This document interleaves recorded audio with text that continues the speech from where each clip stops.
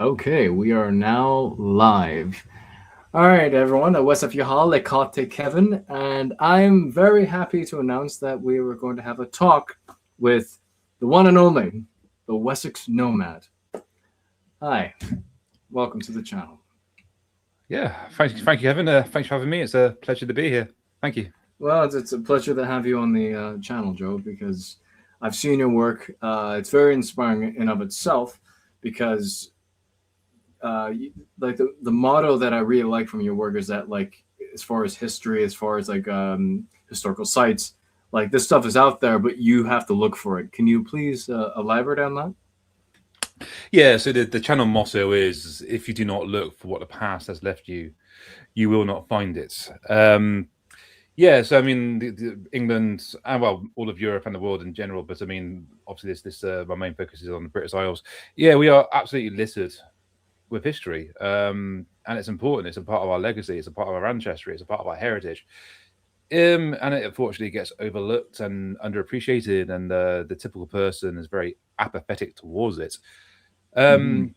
Um, and when you go out, so the sort of magic that we have is something that you got to come to it. It does not come to you. And so this is what I try to inspire people to do.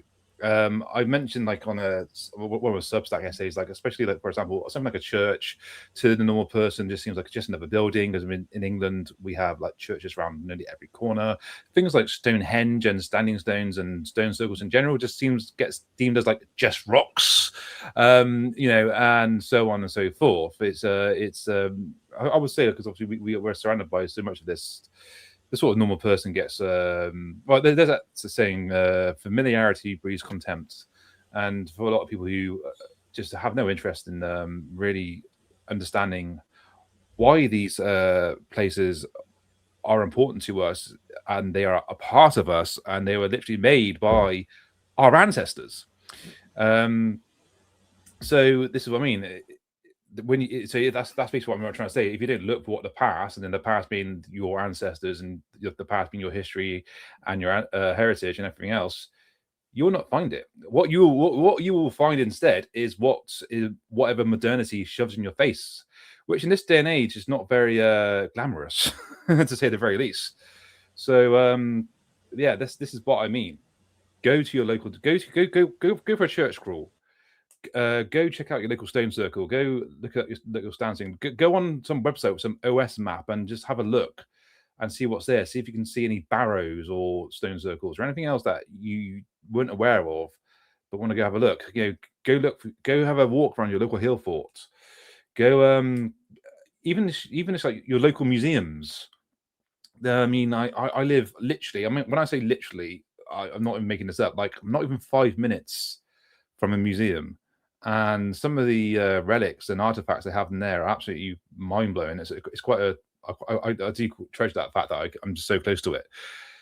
And this is what I'm trying to say. It's vital in this day and age where there's so many black pills, negativity, and everything else going on around you, and people don't really have much of a purpose in life anymore. They, and I think the embracing your past, your history, and the magic of it, sort of reignites a flame inside of you. And I feel like it's also a way of honoring your ancestors and honoring your history and honestly honoring your heritage, and not being apathetic towards it.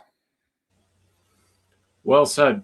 I agree with everything you've just said. Yes, of course, we live in unfortunately modernity, which would look at such historical sites, or what to say of historical languages by extension, as something to some groups or have you would see this as an anathema, as like, oh, look, well, how can I make money from this? How can I get name and fame from this? So they just don't understand it. They're so detached. Whereas, I guess in another way, if I were to put forth a picture, well, sort of a, how can I word it? So imagine somebody, like, they're looking at painting, but their nose is on it, and they can't see the whole thing. But if they were to stand, let's say, 10 feet away from the proverbial painting, they would see the whole thing. I would imagine this would be the case with a lot of people who love traveling. Oh, they hear about some historical site they want to go see because like they're literally miles away from it. They can read about it or what have you. Whereas they're missing out on the treasures in their own home. Yeah. Another saying I have as well is that you don't have to travel far to travel far. Now, what I mean by that is we all know about the obvious places around the world, like the Christ the Redeemer in Brazil, and places around Peru and South America, which, people look at Instagram pictures of it and get envious of it and just think, oh, I want to do that. But let's put it this way. I mean, a few years ago in a video I made of me doing some what I like to call stone bothering, which meant it's basically when you sort of go around looking out for stone circles and standing stones, anything stone related, stone bothering around Exmoor. I went to a stone circle in Withneypool. It's a village called Withneypool. Very, very hidden. Very hidden. I mean, if it wasn't for an OS map I had, I would not have found it. But I found it because the reason why it's so hidden is because the field that is in, the grass is somewhat overgrown, and there are only small rocks. But anyway, yeah, it was an amazing experience going to that. But anyway, someone commented on the video on YouTube that they only live like the next village up from Withneypool, but they never even heard of it. So there you go. I mean, like she's heard about. Oh, that's right. This person has probably known about Christ the Redeemer and places around Europe, Asia, Africa, all the rest of it. But she didn't even know of this ancient Bronze Age stone circle that was probably not even half an hour's drive away. All right. This is I think this is a thing that is sort of part of the problem. Because I've met, obviously, I don't get me wrong, traveling abroad is great and I encourage it. I think it's important, and I think it generally makes you a wiser, open-minded person. Well, a lot of the time I met some travelers who are just couldn't care less, but I'll get to that. You meet these people that have traveled the world. They go backpacking in Asia, Africa, South America, which I'm not condemning, but what I'm trying to say is they know all that, but they don't know anything about their local region. I mean, I would find it very strange if I met someone from from Vietnam who had known Europe inside out, but hadn't traveled to his own country much, hasn't got much story to tell, or isn't very knowledgeable of the history and everything else. I think that's the kind of the issue here. I mean, I put this up on. I mentioned this in one of my Substacks. I can remember 4 or 5 years ago, I was in Oslo, and I was staying at a hostel, and in the hostel was an English girl, and then obviously, oh, you're English, blah blah. We started chatting, and she had absolutely no interest in the history. She literally was like going on. She was going on some train trip around Europe, and it's all pubs and clubs. I mean, even I can remember like me and her and someone else from the hostel. We were walking to part of Oslo to find some bar as a group, and I can remember, we walked past some buildings, some churches, and I was like pointing out some history about it, and they couldn't care less. And even worse, you might know in Oslo, there's that massive ski jump they used in the Olympics so many years ago. I had a picture of it, and she goes to me, "Oh, can you send me that so I can show it to my mum to tell her that so I can tell her that I've been there." Oh my word! It's like it's become so fake. It's become so. It's like I don't know what word to use, but it's just like a part of me died. It was quite soul crushing to hear her say that. So this, I don't know if that really answers your initial question. I went on a bit of a tangent there, but I think you can sympathize with me where I'm getting at. Yeah. Oh my god, that's like travel fraud in some way, Oh man, that's really something else. How travel is all about the experience, not the distance traveled. I think is the moral of the story. Yeah, it's really unfortunate. I mean, that's unfortunate with the day and age, and I think it has to do with the modern age that we live in. That when it comes to England, that a lot of people are just kind of discouraged from looking inward because that's seen as sort of like, oh, how dare you do that? It's better to look outward. Well, at the same time, yeah, it's, as you said, it's good to travel to other places, learn about other places, even visit other historical sites of other countries, or what have you. It shows an appreciation. But when you get to when it gets to your own culture, your own, your own gems that they just sort of take for granted, or just I don't really like my own culture for whatever reason, and it's a real shame. Because the Bronze Age site you mentioned, for a lot of people that could be like a source of strength. Like, oh my God, we have this thing from at least 1,000 years ago or more, that's still with us today. It would have been about from 5,000 years ago.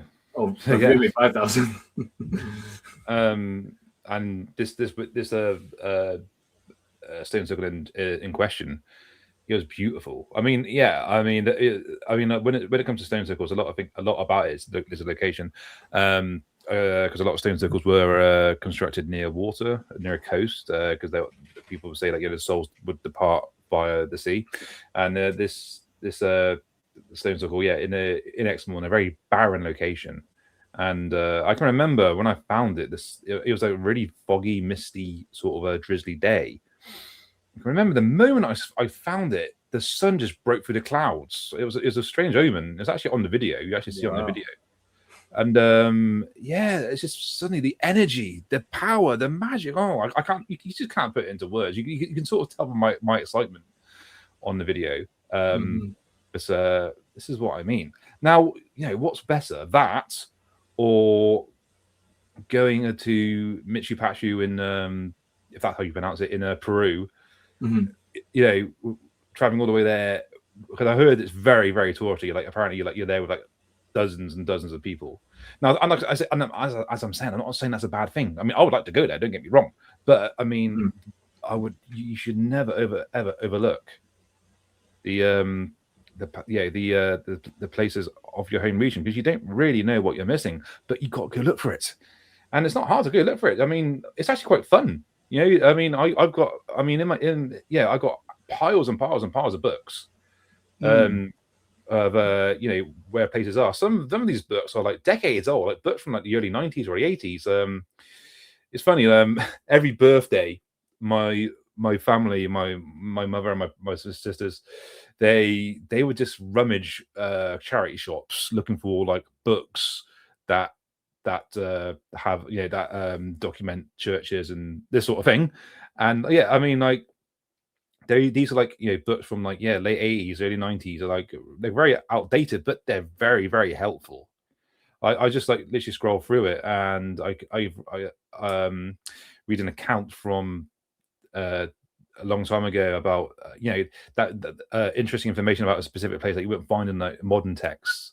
There's a very, very amazing book, actually, I've got to recommend. It's called We Wander in Wessex. I can't remember when it was written. I can't remember if it's the 60s. It might have been the 60s. This book, it was written by a lady. She was like basically going on a bit of a pilgrimage around Wessex, or what was the Anglo-Saxon kingdom of Wessex. It's like a travelogue.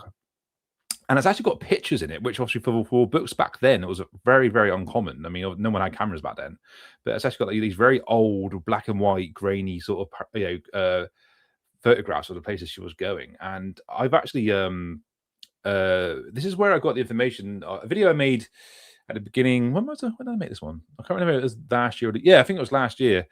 I made a video about a bridge where they have this statues of these two kids, this carving of two kids that's on the bridge. I basically went on a bit of a mission to see if it was still there. I can't remember the name of the town that's in. Forgive me. It'll come to me before the end of by the time this is over. But yeah, I got all the information from a book from the 60s about that, and I made a video about it. So there you go. So that's what I mean. I love collecting old books about Somerset and Wessex and England as a whole from like an age ago, because it's just it's just really, really, really interesting seeing it from the lens of people who didn't have smartphones. And you know, and even back then, the idea of like going on a trip to Brazil, that was like out the question, really. I mean, you could do it; it was possible, but I mean, it's not like as straightforward as it is today. I mean, back then, even like getting a flight from the South England to the North of England was a quite a luxury, it's a quite upper class thing to do. So this is what I'm trying to say. You find the sources, get the information, and just go and explore. Wow, that's really incredible that that you through an old book that it helped you find these places or what have you, and that's the value of old books. It's just that brings me up a theme of how like some people like they see the past like because they have this I don't agree with this way of thinking, this progressive idea of history where that things are now better and the past was worse when really you with these older books they still have value that they well, let's not throw the baby out with the bathwater here, you know. So my question regarding old books and before I ask the question, yeah, I agree with Joe here. Please visit your local charity shops. You know, look at old books because you never know what you can find. I remember in a small town in Ontario, a small bookshop, I think it was secondhand or what have you. I saw one that actually talked about Vinland, and unfortunately at the time I didn't have enough money to buy it. But like I'm thinking, wow, like that's really cool that in this random little town in Ontario that you have this book about Vinland. So anyway, so my question for you, Joe, is regarding old books. Are you familiar with archive.org? I have come across it. I can't say I'm an active user of it, but I know of it. Yes. Yeah, because archive.org, it's a wonderful place to find old books. You know, a lot of them are on there from like the 19th century, or sometimes even before that. There's plenty on from the 20th century as well. Actually, I think that's where I got the. That's where I found the digital version of the original Somerset folklore book. So yeah, I think I might. Yes, I'm pretty sure I do know it. Yes. Oh, okay. Yeah, yeah. So for those that listening, archive.org is a great place to find old books. So I do have a question while you're talking. Maybe these sacred places, like the Bronze Age sites or what have you, maybe these places are not advertised, but maybe it's because as a way to respect them. Because like if you think about it, if these places were massively promoted, then a lot of people will congregate to these places, and you know, people littering or people might vandalize the site in general, or what have you. What do you think? Well, that's very reminiscent to Stonehenge. I mean, that's exactly what goes on. And now, I mean, it's crazy. I mean, back when like my parents were young, there was no like entry fee. There was no barrier. You can just it was just in a field. You can just walk up to it, you know. And then obviously, yeah, vandalism did start. People would, you know, graffiti over it and that sort of thing. And who I swear they deserve punishment. Those people. But anyway, of course. The earliest memories are my of Stonehenge. I mean, I didn't go there for the first time until my early 20s for some reason. But what I remember, there was a road right next to it, and then there was a smallish car park, and then you sort of just walk in. I mean, it wasn't even that much of a big deal, and if you wanted to, you can just look at it from the outside, through the fence, which you can actually still do.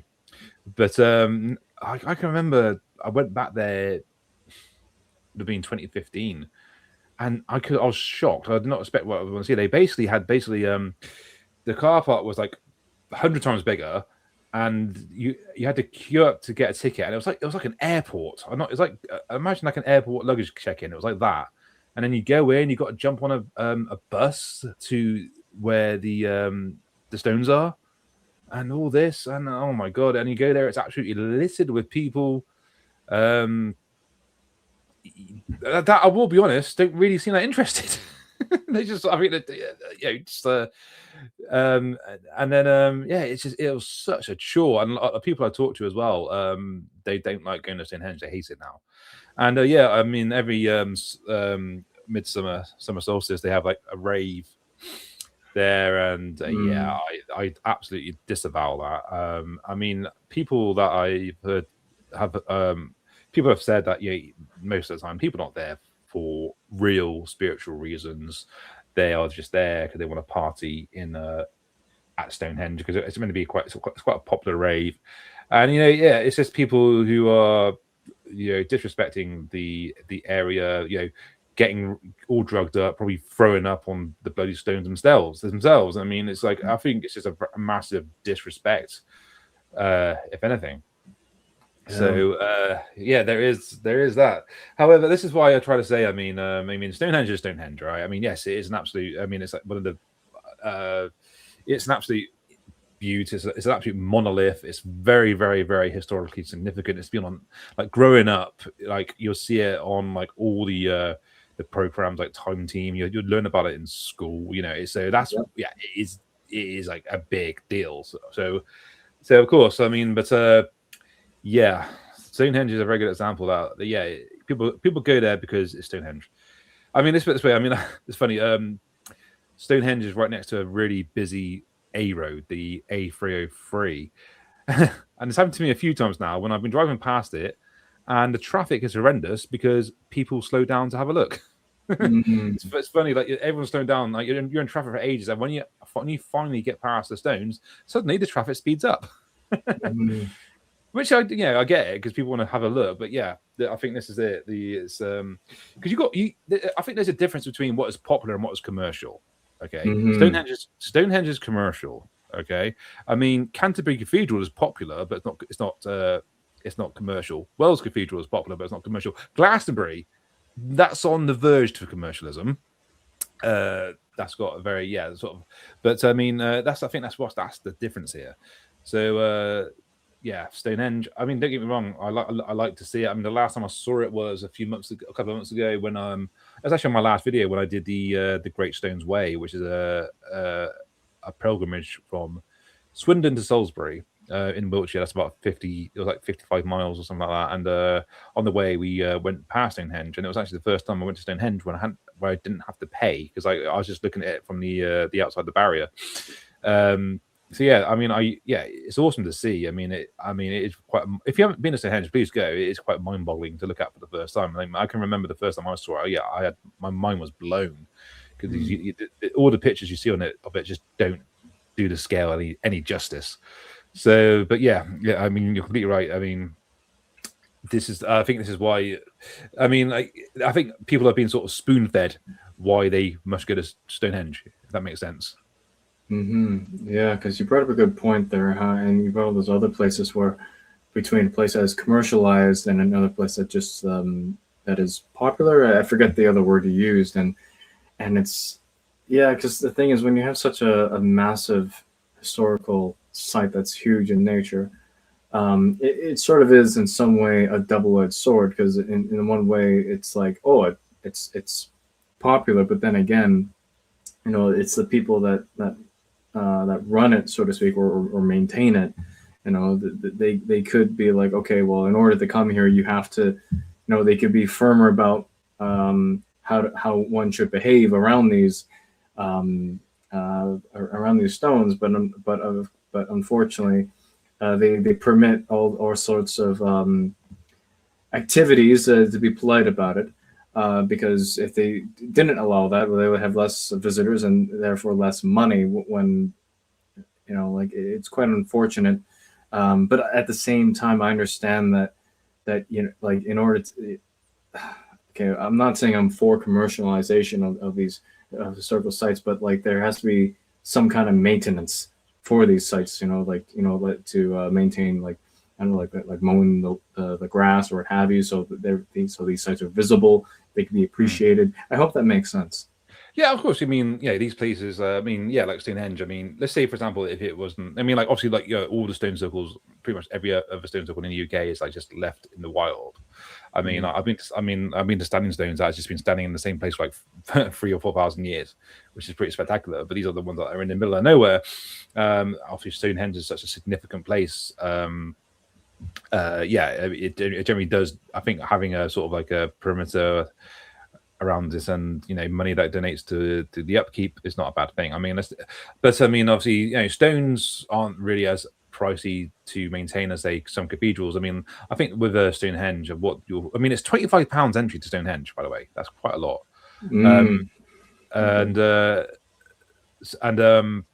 I think that's just mainly just to keep the museum, because obviously there's a little museum and gift shop and other stalls and whatnot there, and a car park. But I mean, like, you got somewhere, let's say Wells Cathedral. I believe that costs £3,000 a day to maintain.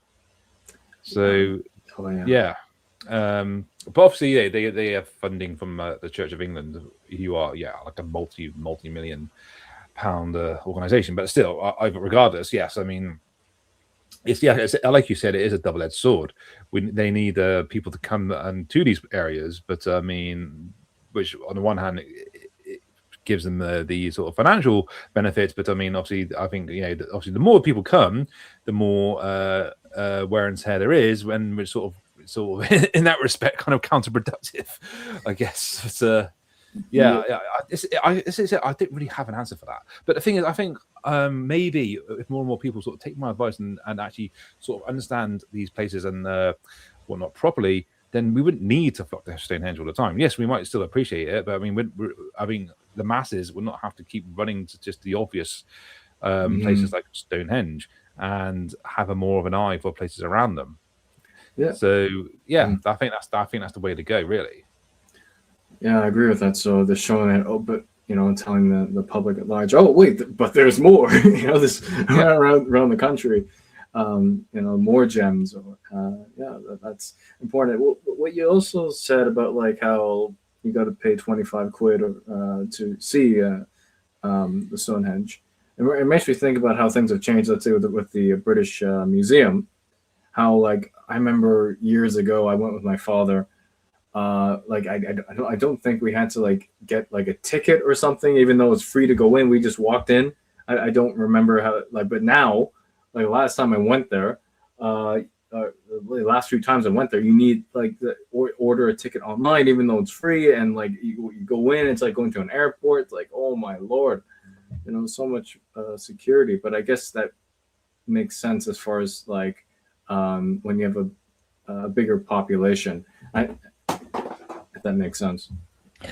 Yeah, I mean, that's in London. Again, that's like, it's a British museum, and that's a huge deal.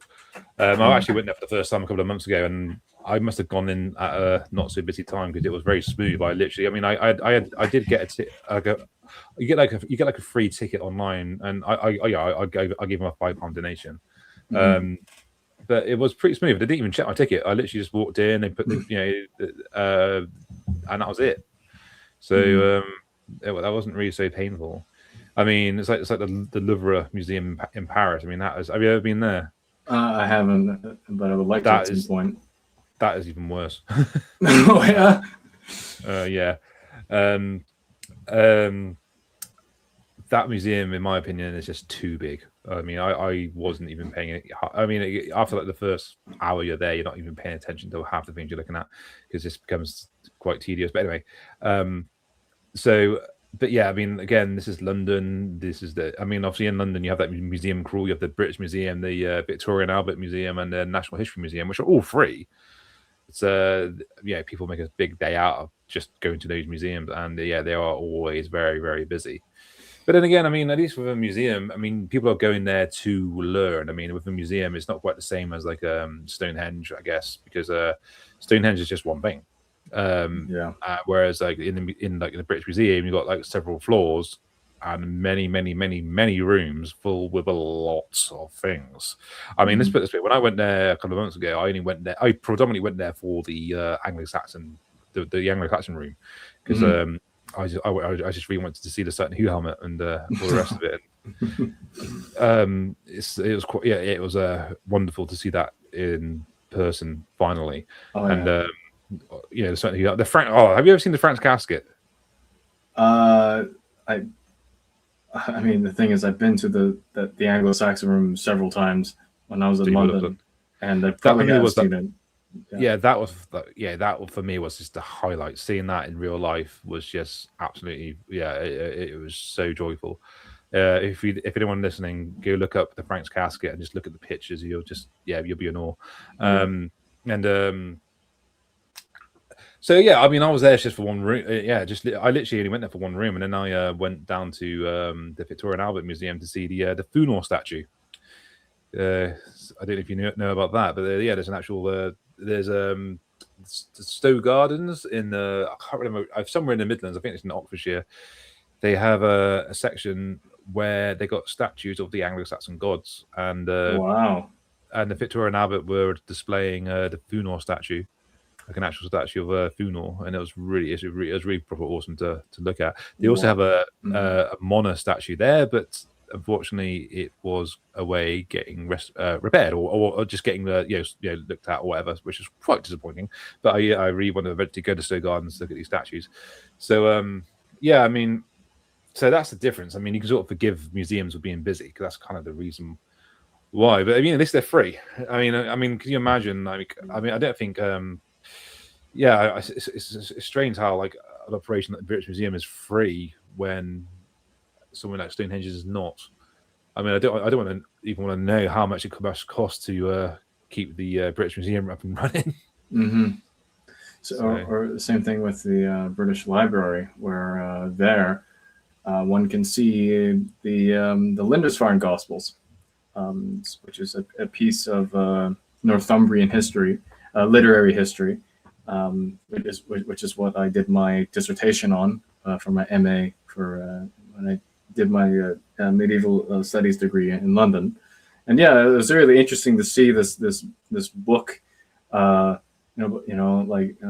glass and like, oh wow, so this is a text that has like a 10th century Anglo-Saxon gloss in Northumbrian dialect. It's like, oh my god, this is like this thing I've been hearing about like for the many years I've been doing Old English. So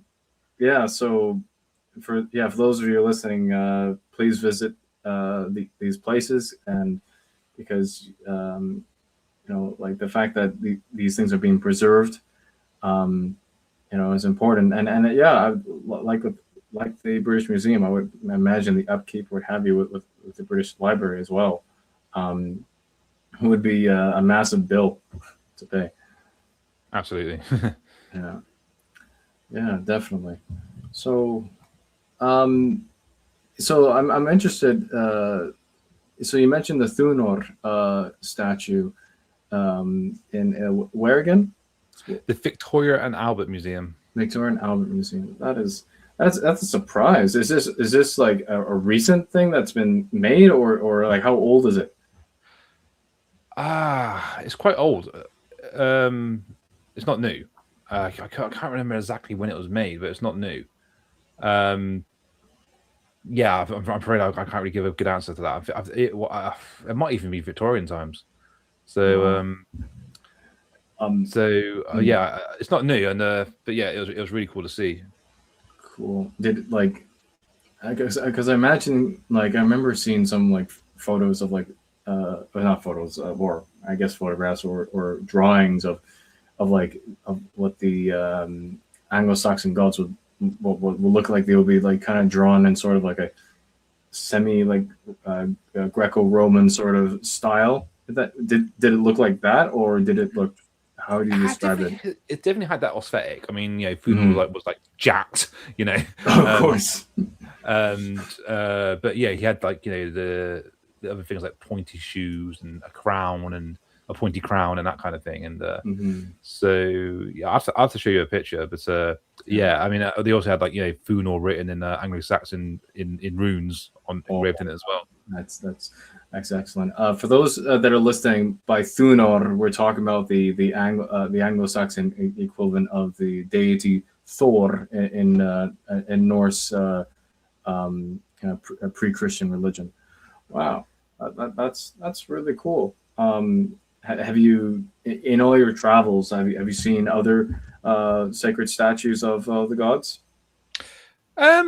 Well, yeah, I mean, I've been around Rome, and you see statues dotted around that city. Mm-hmm. And also, but around England, there were in Canfield, in Essex, not even that far away from Stansted Airport. It was funny because I went there just after picking up a friend from Stansted Airport who was coming to visit, and I drove there, and it didn't even take us 20 minutes. But there's a church, in a quite a small place called Canfield. Mm-hmm. And in this church, there is a in the porch on the columns holding up the arch to the doorway. There is actually a carving of Woden. So that's another one. I mean, it's a fascinating carving. It's actually it's got Woden with two ravens either side and a row of Thilthots next to him, which that's Woden. You can't deny that it's Woden. Who on earth else would that be? So there's that one. There's I know there are like motifs north on some Viking crosses and carvings and whatnot. In South England, there's not really so much. I mean, there's the first video I made this year. I was talking about a font that's in a very rural church in Devon. Excuse me, and on this font there are four faces on each. Well, there's a face on each corner, and one of them is said to be Woden because he's only got one eye, but that's the only thing you got to go by. So I'm not quite sure, to be honest. Since then, I'm leaning towards it. It was more like most like a green man. So, but other than that, I mean, I can remember. I've been to Poland, and I can remember where I went to some like heathen graveyard, and so yeah, I have seen them dotted around. Yeah, that is really cool. Like I'm so happy you shared us that. Yeah, because as you were talking, it made me think about how Christianity in England like sort of like repurposed it's pre-Christian imagery like within like a Christian context. I guess it's because I mean what I'm saying now is mental speculation that either like as a way to not compromise, to make a compromise, like okay, well you're a Christian, but we'll keep these images, so just to make you happy, or there could be some other kind of motivation that, or it could be like, oh well, this is part of our culture. Because thing is, for those of you who don't know, Anglo-Saxon runes were adopted within Anglo-Saxon Christianity. Anglo-Saxon, Christian Anglo-Saxon. God, Anglo-Saxon England. There we go. In the Christian context, like for example, there's some runes used in the Lindisfarne Gospels. So this idea that the runes are only just a pagan thing, which is not true. These things can be repurposed. So similarly, other things can be repurposed, but the emphasis would be on, speaking in the context of the time, the focus would be on the new religion, but kind of keeping the aesthetic of the old one in some shape or form. Absolutely. I mean, the old gods never died. It's very. I mean, like, obviously, a lot of our sort of like early Christian relics have been destroyed because of the dissolution of the monasteries. But I mean, what has survived? Yeah. What has survived is it's I mean, that font in I was talking about just now is in a very rural part of Devon. It's called Lupit, and I mean, what's going on here? I mean, this is nothing out of the Bible. This is clearly like this feels very pagan, whatever it is. When you're looking around some of the churches, I mean, especially in Somerset. I mean, Somerset is very unique, has very unique churches, and one of the things that stands out on our churches, we have like arch roof designs. And you will always see like carvings of dragons and what have you along the roof. I mean, in Somerton, which is allegedly the ancient capital of Wessex. You go into that church, and yeah, you look at the roof, and oh my word, it's just like a row, wooden beams, and it's just row of carved dragons, which are centuries old. It's just absolutely phenomenal. And obviously, where else would you find that other than you wouldn't find that. You probably wouldn't find that in Italy. You probably wouldn't find that in France. You probably wouldn't find that in, this is very, very English. And obviously this, the dragon in English mythology stretches, way before Christianity. So this is like a thing that's never died. And it's been sort of like a part of our legacy and heritage since since we were pagan. So that's what I mean. Like, even Anglo-Saxon kings, like especially like King Alfred, claimed to be a descendant of Woden, for example. So the myth and legend of Woden has been echoing all the way through our history. It's never gone away. Even during the dissolution, it never died. Just like that Woden carving I was talking about, that was in that church in Canfield. I mean, that allegedly dates back to like the 12th century, so it survived that. And so you got to just think. So every time I don't know, like a medieval peasant in the 16th or 17th century walks into that church, they'll see that and be like, who is that? And the priest, that's Woden. Who's Woden? Oh, there you go. This is what I mean. It's like Woden was never forgotten. So so this is what I mean. What makes so much of our our pagan past has never gone away, and it's coming back. Paganism. I mean, this is a different subject now, but obviously, but yeah, paganism in general is growing in England, which obviously leads to people exploring their history a lot more, which is a great plus because of that. There's so much to talk about that. I mean, because when one adopts the pre-Christian religion of England, totally that one develops a healthy appreciation for the land that they live in, that they building a curiosity into the older buildings and the motifs that they see, and just getting like, would you say that after having visited such places and being a worshiper of the deities, that that all this is very empowering, that one can feel fuller, if that makes sense? Yes, because that is what reality is. Okay. I mean, some might argue that with these travels, I mean, I know you haven't said this, but just to get this point out there, so one might make the point that might argue that with these travels I do, it's like a form of escapism. I'm trying to escape reality, but no, the opposite is true, because I actually understand what reality is, and because of that, I love reality. These people who are absolutely sucked into the vacuum of consumerism and modernism and all else think they are in reality, and what I'm doing when I'm doing a rite to Funor in a rural stone circle banging a drum, that's just like that's not reality. He's like, no, not true. That is a reality, because that's literally in my blood.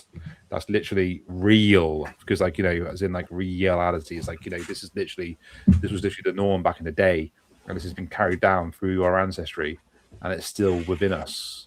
Binging Netflix, that's not reality. That's an escapism. Binge drinking and doing drugs and that kind of thing, that's escapism. Eating McDonald's every day or whatever, that's escapism. So no, I mean, what I do is very much what we should be doing, and I mean, when you're doing this, like I said already, you are honoring your past, you are honoring your ancestors, you're honoring your heritage. You are, I think, primarily doing what you are essentially kind of put on this world to do, in my opinion. Totally.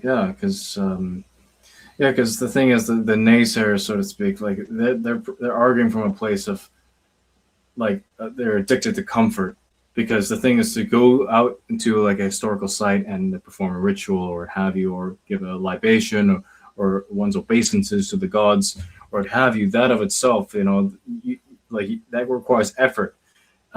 Whereas you have a lot of people that are that they're only a worshiper in name only, and it's only for like name and fame on some social media. But when you actually go out yourself, spend your time at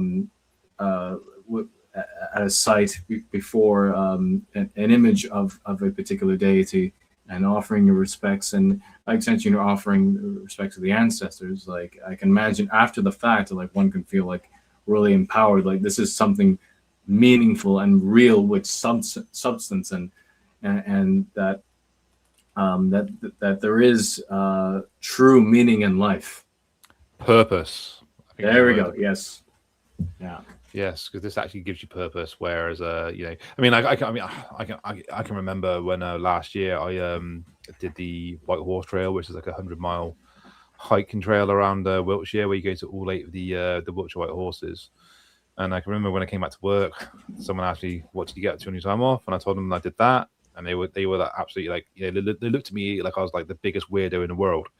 And I can remember he said, "I couldn't do that. I like Netflix too much." And that was his exact words. "I like Netflix too much." Just like, well, at least he's honest. Well, at least he's honest. Yeah.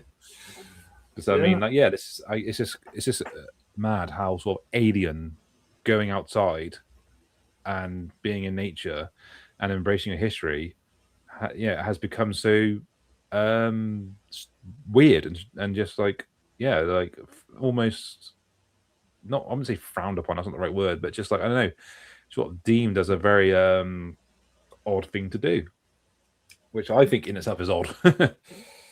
Yeah, I mean, yeah, if you in a society where escapism is acceptable, well, extreme escapism, if I were to be so bold to say that, with video games, with excessive partying and clubbing, and the idea of like taking a step back and living in a form of devotion rather than living in the form of ego, if that makes sense. Because I would think, and please correct me when I'm wrong here, Joe, that when you're going out to these sites, let's say to a pilgrimage to cite an image of a deity, that you're going in there, I'm here out of devotion for that metaphysical personality that I'm going to give my respects to. I'm going to give a libation, perform a ritual. So this is like I would think in the mindset of, this is for the deity, not for myself. What are your thoughts? Yes, because I mean, when you're practicing any religion, you should be serving the gods, not the other way around. Oh, yeah, yeah. Ideally, it should be in the mode of devotion, and we also, for example, this dive a little into this with Vedic culture, with Vedic religion.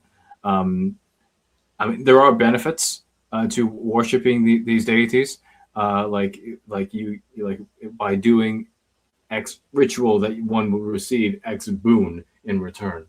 But at the same time, one has to really gauge themselves, and I would say it would be better in the mode of devotion rather than what can I get from this metaphysical bankster? No, that's one should do it in the mode of like having this personal relationship rather than seeing it as some kind of transactional relationship, if that makes sense. Absolutely, yeah. I mean, you actually have to believe in what you're doing, and so yeah, I absolutely agree. I mean, I think, because like I said, I mean, I feel like people come into religion. I mean, people don't understand that the gods are above us, not below us. I mean, yeah, this is the mindset I always have. I mean, whenever I'm praying and whenever I'm doing like solo rituals, I'm always just thanking the gods. Thank you for this, thank you for that. And I never really ask for anything. I mean, I might say, please watch over me in this endeavor or that endeavor, but that's as far as it really goes. So that is definitely my approach. Yeah.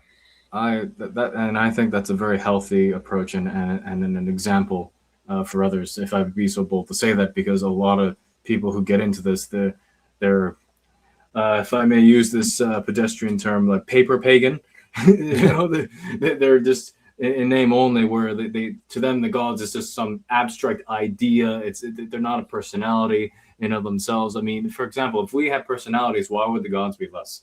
We're talking about, because thing is, if I may give the example of sheep, because with sheep, they are dependent on humans, but people don't think that there's something out there that we are dependent on that's not well, of course you have, speaking from a Vedic perspective, you have the supreme personality of Godhead, but then what about all those strata of beings between ourselves and the highest?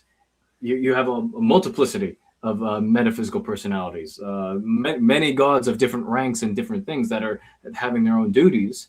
So similarly, when we get to the Anglo-Saxon gods, they're doing their duties, what have you.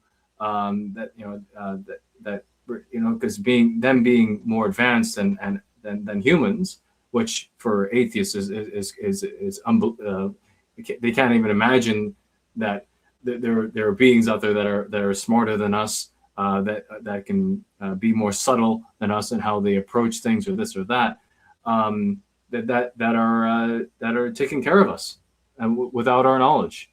I hope that makes sense. Yeah, I mean, like I said, the paper pagan. Yeah, I mean, it's easy to wear the hammer on your neck, but it's not easy to actually dedicate and devote yourself to these gods, and take on a god as your patron god and everything else. It does require actual devotion. It requires work, lack of a better word. Mm-hmm. It requires sacrifice. It requires it's a change of life, because it is a way of life.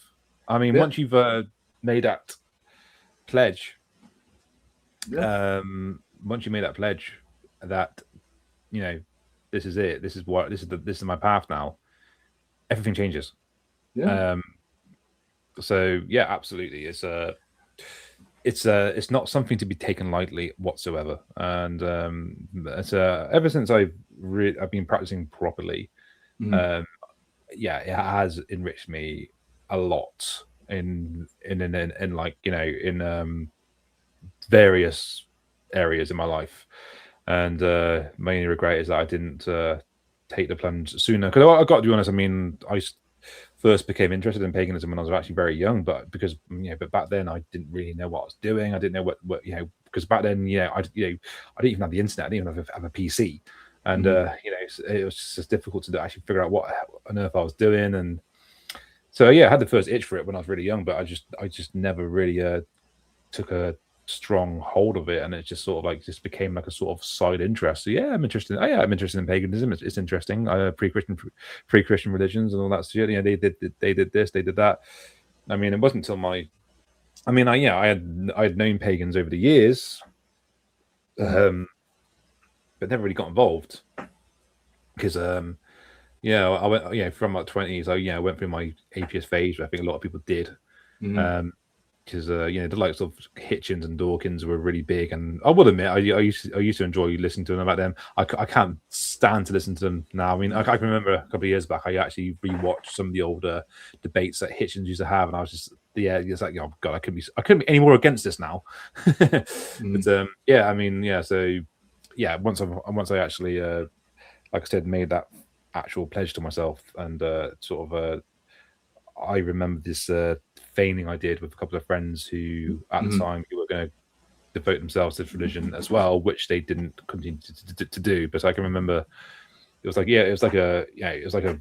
blot to the goddess Sith, and whilst we were at it, which is sort of this is our oath, our pledge, and that was a very, very powerful, and it's resonated with me since, and enriched me. And it has, obviously. I mean, obviously, I was very appreciative of my ancestry and heritage and history before, because ever since I started practicing Anglo-Saxon paganism, it has made me just appreciate everything so much more, because you're sort of seeing it in a completely different lens now. You're sort of looking at everything outside the material lens.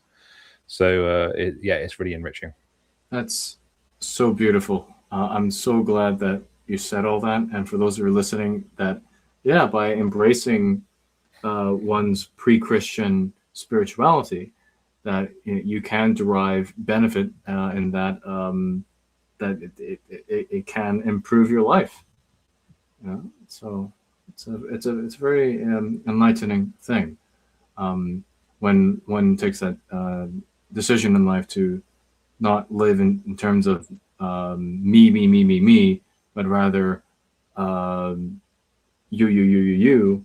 And by that you, I'm referring to a metaphysical personality, such as a god or goddess, um, and there's choice, and that's the beauty of it, that there's choice. That it doesn't, not everyone has to follow the same deity. Like people have different personalities, just as every deity has a different personality. So yeah, I mean, I'm glad that Joe, that you've found benefit in all of this. Yeah, thank you. I mean, yeah, like, as you say, I mean, I got friends who are just as passionate about what I do, who are, Christian. But I mean, but I think the main point I made for all that is that when you devote yourself to your ancestral gods, or anything to do with your heritage. I mean, obviously Christianity is part of your heritage. So once you sort of you look at when you go into a church, you look at everything a lot differently. When you go to a stone circle, you look at it a lot differently. Mm-hmm. Like I said, you're looking outside the material lens now. I mean, a historian might say, "Oh yeah, this is a stone circle where they did some ceremonies," and that's it. They didn't elaborate any further than that. So, oh, cool. So no. I know what they're doing now. I've done these ceremonies myself with my folk, my kinsmen, and I know what they're doing. And it's like one of those things you don't know unless you know. Well, without sounding too pretentious. Oh, but yeah. It's like one of those things where, like, as we mentioned earlier about the Stonehenge, it's one thing to see a photo of it, but actually being there's another matter. Well, similarly, by hearing about like these rituals at such a place, and then when actually doing it, it's a different experience. Then you kind of get like a real eye into, or a heart into how people would have, of the experience of people 1,500 years ago in England. Yeah, absolutely. That's also it's a big part of our history. So the fact that it's had a big revival, and I think it's painting a very good future. Yeah. So this to bring our conversation more towards sites now. So despite one being Christian or one being pre-Christian or what have you, with or a devotee of the gods, that both parties can appreciate these historical sites for their historical significance. Absolutely. Yeah. So it's not like, I worship Woden, so I'm not going to visit. No, come on. I mean, this is your history too. There are motifs, that are there. Yeah. I mean, if you're a pagan and you're dismissing a church because it's a Christian, then that is incredibly narrow-minded. Yeah.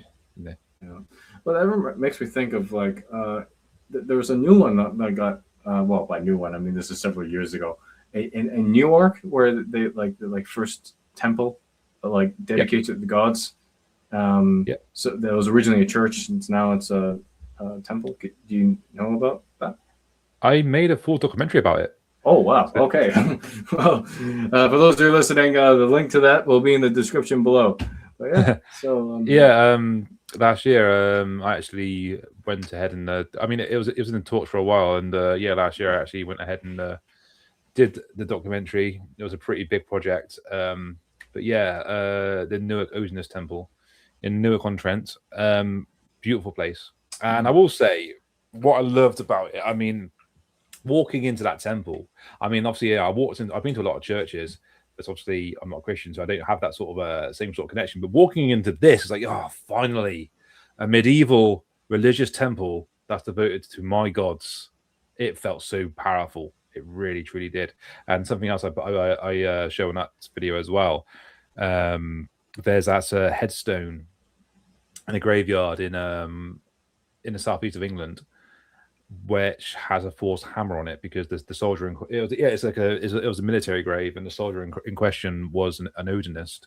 Wow. And when he died unexpectedly, he was only 22 years old. When he died unexpectedly, the leader of the Odinist Fellowship basically made sure that he had the appropriate symbology on his headstone.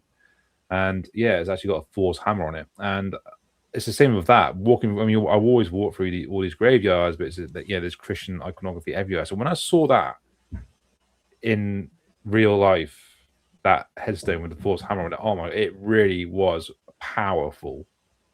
It's I can't find words for it. It was really cathartic seeing that, and it just hit so different, you know. So yeah, things like the Odinist Temple in the Newark is it's beautiful.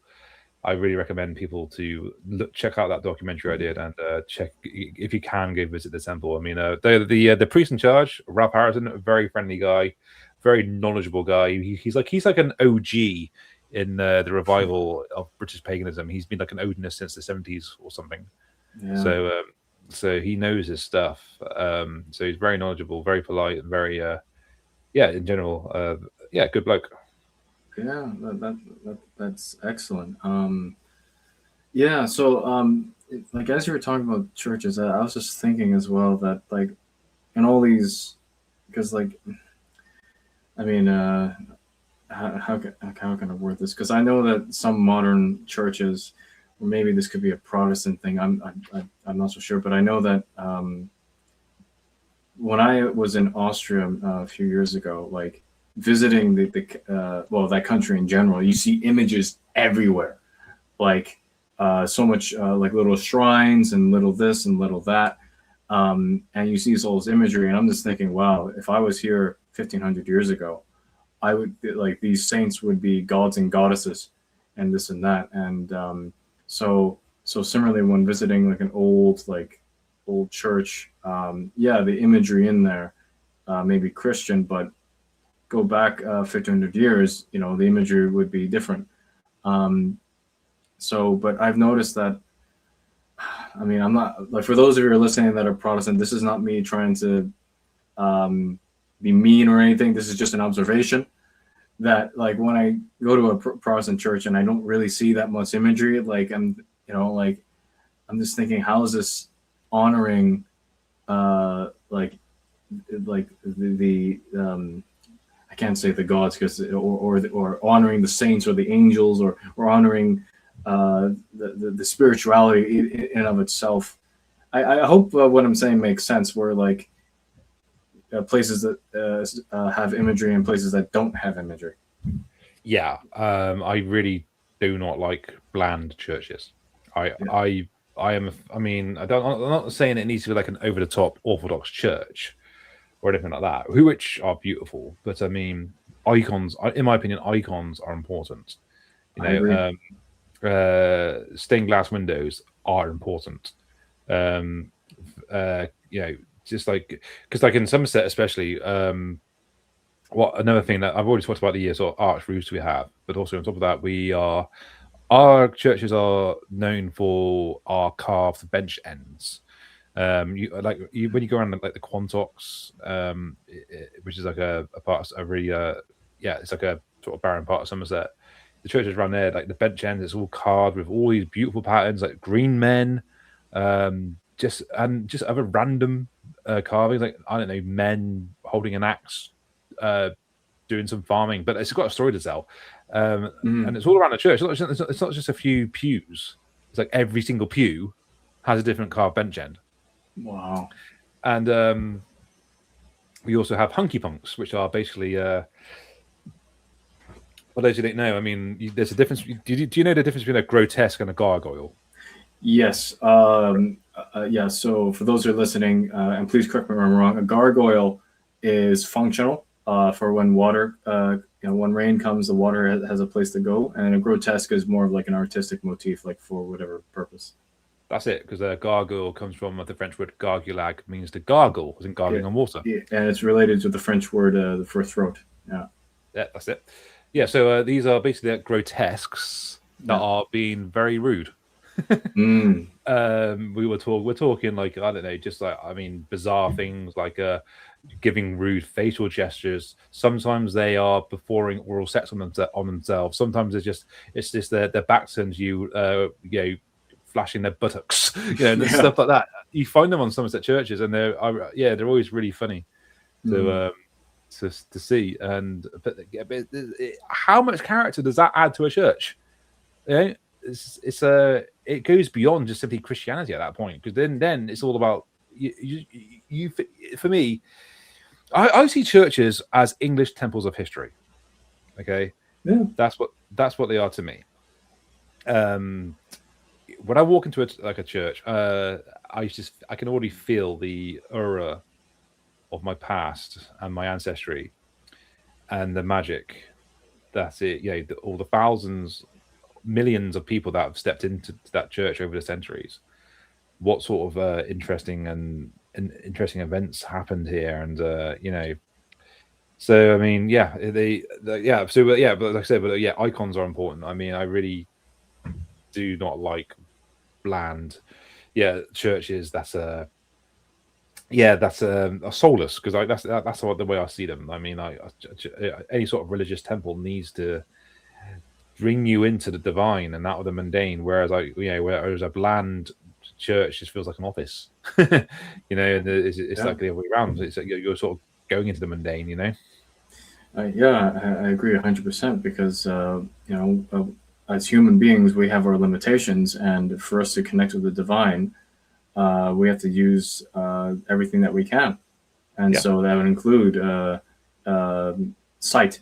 So having a carving made out of wood, stone, or marble of a deity helps us maintain our connection with that metaphysical personality. absolutely. It's all about what we see and what we smell Yeah. and what we hear. So, like a Yeah. proper ceremony with incense and Hmm. good music and good idols. Yeah. That is like these are the ingredients that really uplift us and take us that transcend us, if you want to use that word. Yeah. Yeah. Of course. Like it helps us, connect, and that, and this all these things, even just maintaining the temple itself is a form of devotion. It may seem mundane, but transcendentalized towards the purpose of serving that deity in question. Oh, I'm washing or I'm cleaning Thunora's image, or I'm maintaining the temple floor, or you could say Thor's house, if you will. Yeah. So yeah, there are many ways that you can spiritualize the mundane, but you can't really do that if you don't have images, or if that makes sense. Yeah, I mean, if it like in like Protestant or Jehovah's Witnesses, who literally make the effort to make sure that where they are quote unquote worshiping, is bland and plain. Yeah. It's that is I think an insult to sort of religion and spirituality. But that's not my business. They can do what they want. But I mean, Mhm. I just don't understand it, to be honest. That's as simple as that, really. Yeah. So, Yeah. I But mean, I can remember when I was in Romania a couple of years ago. mhm. I was in Bucharest, and I went into the oldest church in Bucharest, and I didn't realize what I was walking into, but there was a liturgy going on. They were happy for me to stand back and watch, even if I was wearing shorts, which I know is kind of like a frowned upon in Orthodox churches. But anyways, it went on for like an hour, but I stood there and watched the whole damn thing because it was awesome. All right, it was small because it's a small church, right? But the church, it was all candlelit, right? All candlelit. Uh, you know what Orthodox churches are like? We're talking the whole church, like every space was like painted, you Mhm. know, with some sort of icons. There was incense, like smoke incense, like it was smoky, it was dark, it was candlelit. Yeah. The priest was singing, like how Orthodox priests go really deep in their singing. Oh yeah. And like the nuns were singing, and they were getting on their knees, they're doing all this, and yeah, it was awesome. I mean, even if I'm not a Christian, I thought that was wicked, man. That was awesome. Yeah. So I mean, but the reason why I find it awesome because all the things, like I said, sight, smell, and what you hearing. All right, so yeah, I could hear some really powerful singing. It was all in like Russian. I couldn't understand the word of it, but still, I thought it was really cool to watch. The smell of the incense and the beautiful church, and yeah, wicked. Yeah. So yeah, that makes it. Um, Forgive me for wording in this way. That make all these sensory things make it the experience feel more real, so to speak, and not something abstract. Oh, it's not something from a history book or what have you. No, this is something deeper than that. I hope that makes sense. Absolutely, I think it Yeah. actually. I mean, like, yeah, if I was an Orthodox Christian, that would be something I would look forward to. You know, that's Mm-hmm. something that you want to keep doing again and again and again and again and again. It wouldn't feel like work. It wouldn't feel like a chore. It would be something that you would really have to do. Whereas, like, yeah, like what these Protestants and Lutherans and Jehovah's Witnesses do. I mean, yeah, that just feels like a day in the office, in my opinion. But like I said, that's something that's nothing to do with me. Any followers of those faiths listening, no offense, that's just my perspective. Yeah, that's yeah, because yeah, when you have all these things in place, it definitely helps with devotion and that everyone can play a part in it. You can involve more people, like someone that can take care of the incense, or someone that can take care of the music, or someone that can take care of the images, and so it involves more the human experience. And Absolutely. if you were to deny that, then how are you? If you really like, this thing is with the relationship with these deities, it's a form of love. That if you really love someone, you would go all your way for them, and like with everything you can to show your devotion, and having that surrender, and like putting the deity first. Absolutely. Which for a lot of people, that's a very hard thing to do, and more so now than ever, because we live in an age of um, hyper individualism, Yeah. or if I can word it that way, there are people like yourselves and myself as well that can see beyond just the material things, and seek for something higher, because there is something higher. Yeah. I mean, the way our ancestors devoted themselves. I mean, you can just see this by the offerings they would leave. I mean, just today I was in Taunton, which is actually the current capital of Somerset, and there's the Museum of Somerset, and in that museum they show you this. I think it's called the Cadbury Shield or something like that. But anyway, it's a shield from like the Bronze Age that is incredibly thin, right? Which obviously back then would have been quite a difficult skill to have, like to make a really good looking thin shield, because the whole purpose of the shield was to give it as an offering. And the shield had been stabbed 3 times. Obviously, 3 being quite a significant number in polytheistic religions. Anyway, and it was buried. It was like thrown in a bog, a ditch.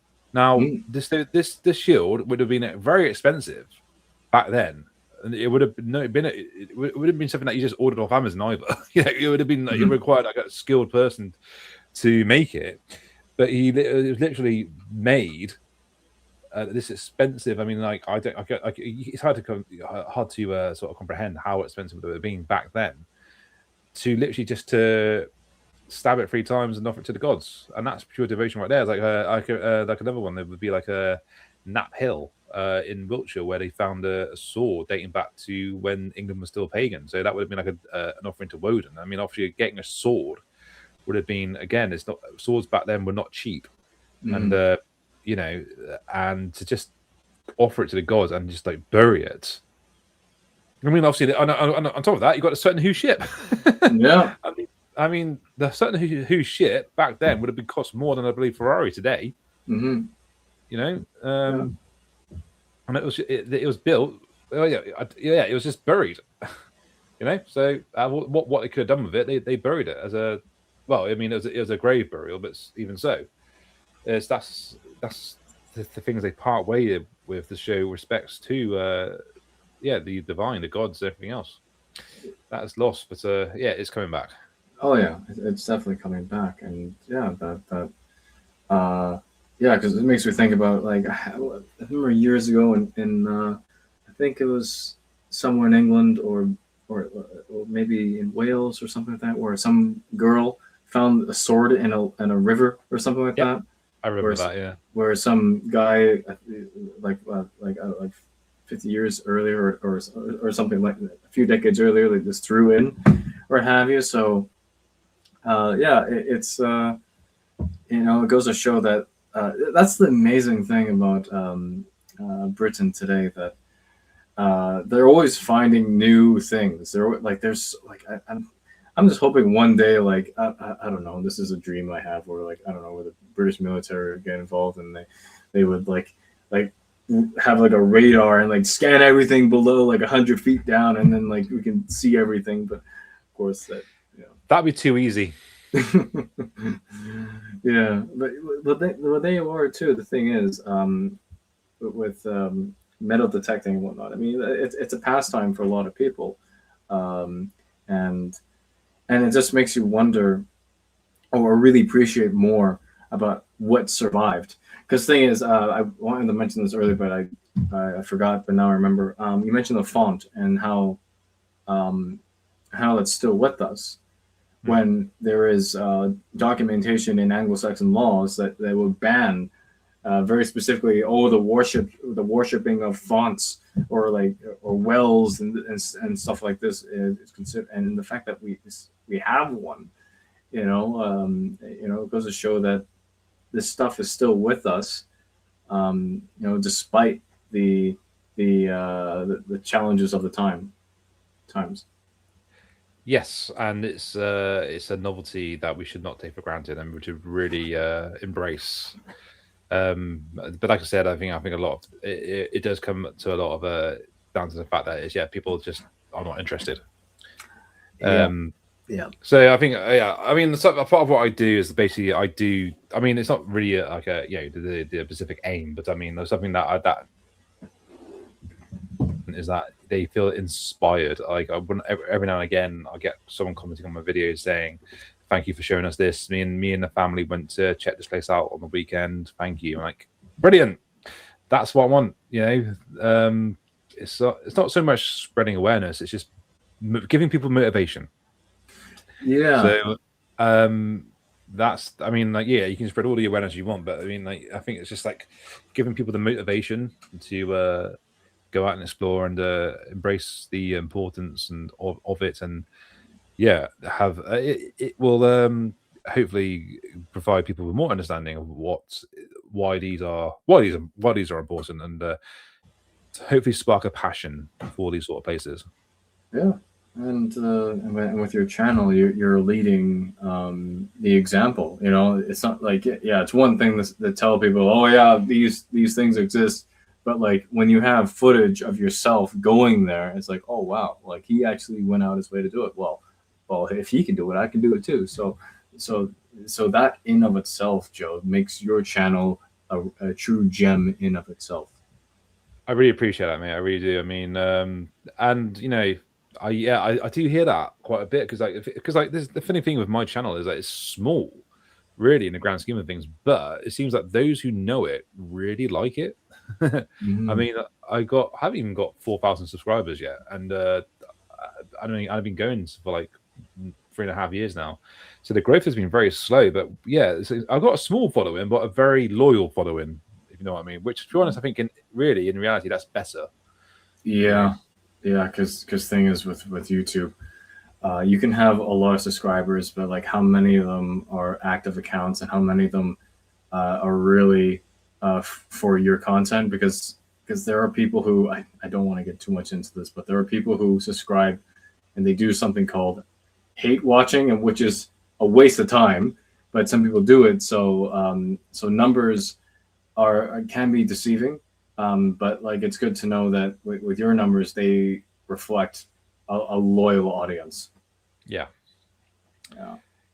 Yeah, absolutely. I mean, like even like even with like say, I think I'm on like 3,500 subscribers. I mean, the video I put out at the beginning of the year is now currently sitting on 17,000 views, And the Odinist Temple documentary I put out last year, that's now on like 16,000 views.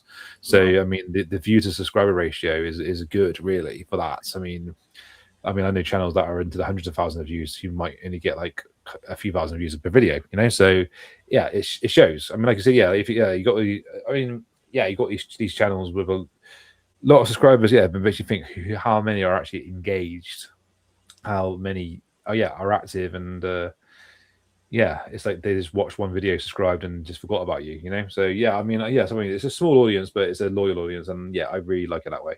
Yeah, that's a real gem to have. And sometimes I've experienced this, and I think this is very normal for anyone on YouTube or what have you.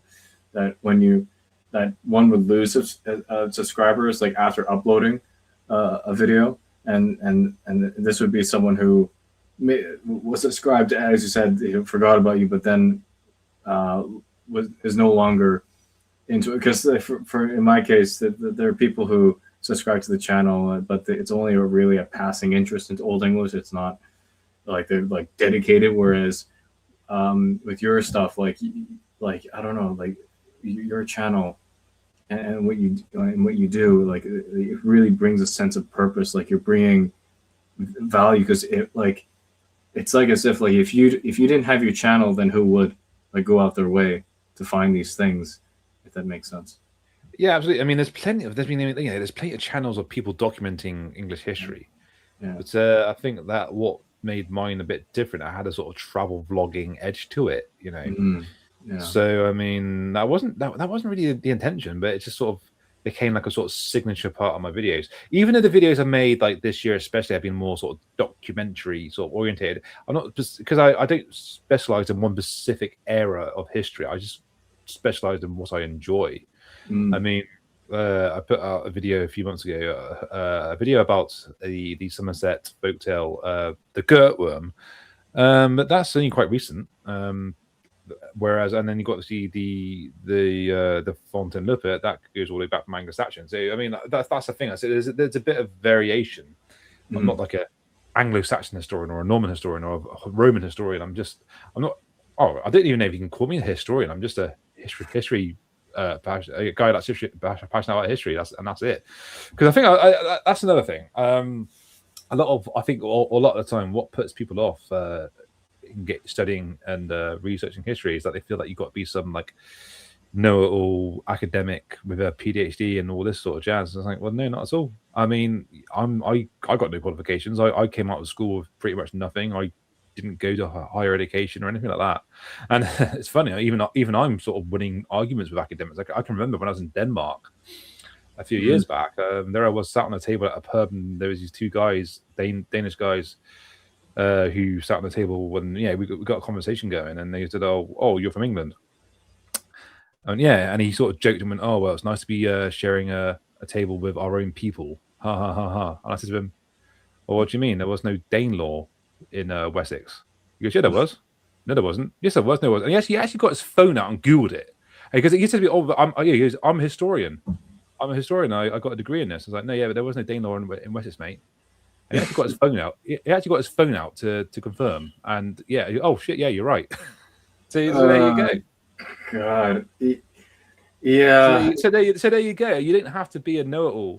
I mean, like when you're passionate about something, when it becomes something that's you're doing for you rather than for a degree or for like some university professor. When you're doing it for you, I think it's a lot more organic, and I think it becomes something that just grows and grows and grows. You know. Yeah, that's oh man. I mean, that's really something. I mean, for that person to not know that basic thing. A historian. Like he was like gloating, "Oh yeah, but I'm a historian." It's like, so. Yeah, but there are a lot of there are also. I mean, I don't want to say this about this person, but I'm just saying in general, there are charlatans out there who pretend to know. They pretend to know this stuff, and then and when you find out that they don't, and it's unfortunate how like the thing is, even if you have a degree, like whether you actually know this stuff, because the thing is, you get people that get a degree and then they do something completely that's not related with the degree. And I I hope what I'm saying makes sense here, because because some people, and this might be controversial to some people, but I don't know, like some people would say that getting a degree is not a sign of intelligence. It's more like what you do with the degree. I hope that makes sense. I completely know where you're going with this. Yeah, I mean, in my opinion, I mean, like, first off, I'm not slating academia. We need academics, but what I'm trying to say is, it's like, I always thought that the whole point of getting a degree is to get a qualification for a job that you want. Yeah. Right. Whenever I get into sort of like, you're at the pub and you're as a conversation starts off, whether it's about history or politics or whatever, and someone says, "Oh, but I got a degree in that," I just shrug my shoulders. It's like, so what? So because you got a degree and I don't, that means everything you know about this subject is superior to me. Is that what you're trying to say? It's it's just, for me, that just shows that degree to them is like it's something that was done for ego more than anything else. Yeah. That makes sense. Yeah, I mean, you get a lot of people. Yeah, ego, there's pride. Like, oh, I worked so hard. I spent so much money on getting my degree. And here you are losing a debate with a guy with like no school. Well, I got school qualifications, but we're like, hardly nothing like that. So Well, it goes to show that for some people, once they have a degree, for them learning stops. And but what I think that's a big mistake for anyone that is learning history or what have you, or anything really. That learning is always an ongoing process. That's really unfortunate. It's just I remember the early days.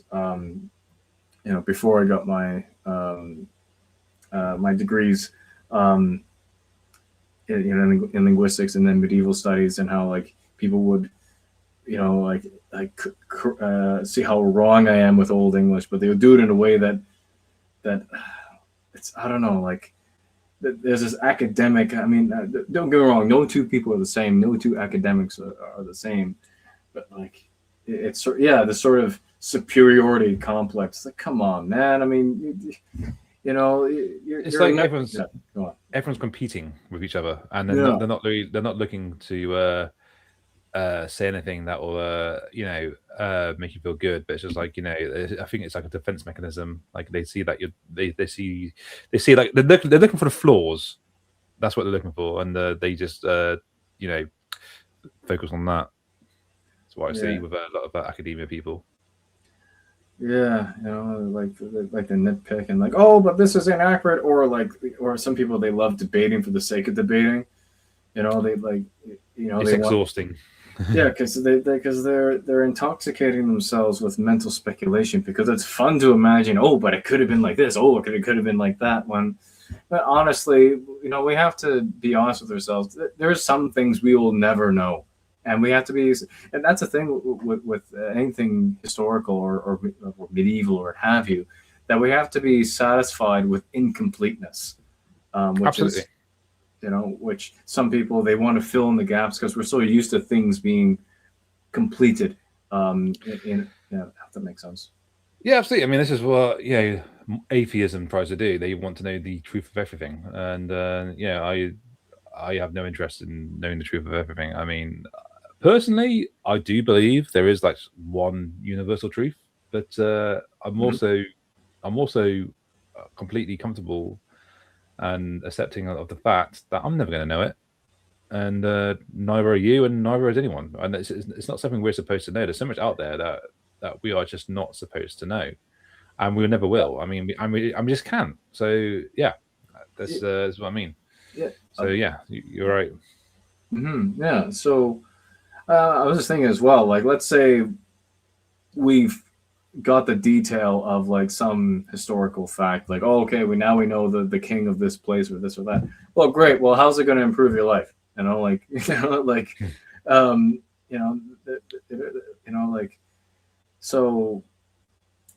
I mean, like, there are things like that we can never know. I mean, there are times where I like to know, oh, what's the etymology of this word or that word, and if I have to live with a reconstruction, then that's okay too. It's not a complete guess. It's an approximation. I mean, without going too much into this, I mean, it's funny how that I don't know how to word it. Like some people have their own ideas of like how a historical language should be, and without acknowledging nuance, or just in general, how some people tend to oversimplify history, and not see the nuance, if that makes sense. Absolutely. And yeah, that's not my approach at all. I mean, like I said, I'm actually going out there to show people what it's like, So I think the way I do it, I mean, it's not going out and exploring like I do. Anyone can do. You didn't have to be, in Oxford University. You could literally just be a family man with kids, and you want to take your kids on a little day out into the countryside and go to a couple of churches and whatnot. So that's the sort of person I am. And the fact that you're shedding light in these places, and sharing that the history that you do know, I mean, and it's really insightful in of itself, and has wonderful value. Where as opposed to some, I mean, I don't want to trash on academics, but like, as opposed to someone cooped up in their office, with their library and this and that, and not going out in the field, and then because again, it's one thing to read about this, but it's another to actually go out there and experience these places. Absolutely. And I mean, like, this is what I mean. History books and museums can only do so much, but actually being there is a completely different experience altogether. So yeah, I mean, this is what that's doing. Yeah, going to these places and showcasing them is like, that's the primary purpose of what I do. It's something I really enjoy doing as well, and it's like a huge labor of love.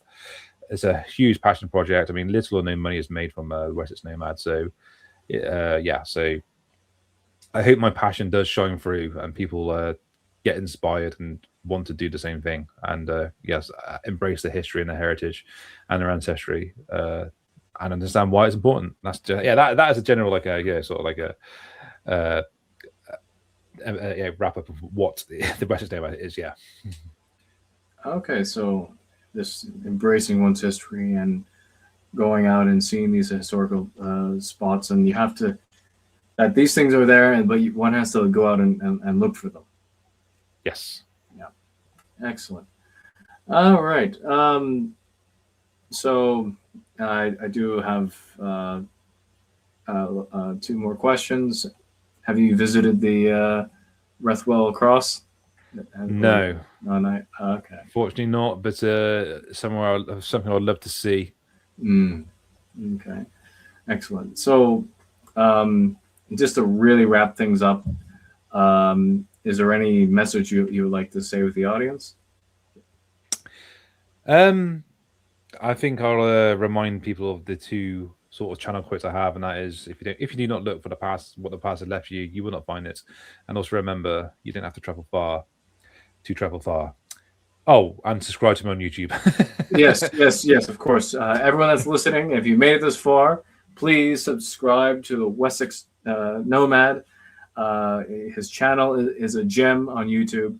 And please let me know down in the comments if you'd like to have Joe back on the channel. I have to say sorry? I'll be happy to. Oh, excellent. And I would love to have you back on, because this has been a very enjoyable conversation, to say. So yeah, I mean, I have to say, this has been a really fun conversation to have. Yeah, I've really enjoyed it. Thank you again for having me, Kevin. It's been really, really good. You're very welcome, and thank you. All right, everyone, we're signing off now. Take care and subscribe to the Wessex Nomad.